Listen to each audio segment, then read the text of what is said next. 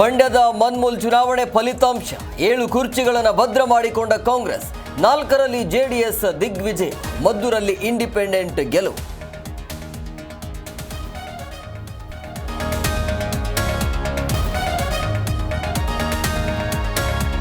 ಕೇಂದ್ರ ಬಜೆಟ್ನಲ್ಲಿ ರಾಜ್ಯಕ್ಕೆ ಅನ್ಯಾಯ ಆರೋಪ, ಬೆಂಗಳೂರಿನ ವಿತ್ತ ಸಚಿವರ ಕಚೇರಿಗೆ ಮುತ್ತಿಗೆ ಯತ್ನ, ಎನ್ಎಸ್ಯುಐ ಕಾರ್ಯಕರ್ತರಿಗೆ ವಶಕ್ಕೆ ಪಡೆದ ಖಾಕಿ.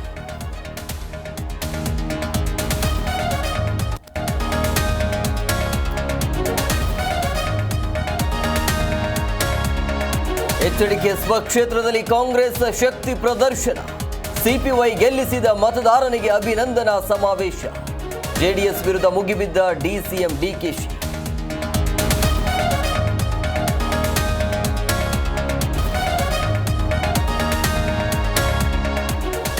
ಕುಮಾರಸ್ವಾಮಿ ಬರೀ ಮಾತಿನಲ್ಲಿ ರುಸ್ತುಮರು, ಅನುಕಂಪ ಗೀಟಿಸುವಲ್ಲಿ ಅವರೇ ನಂಬರ್ 1, ಕೇಂದ್ರ ಸಚಿವರ ವಿರುದ್ಧ ಚಲುವರಾಯಸ್ವಾಮಿ ವ್ಯಂಗ್ಯ.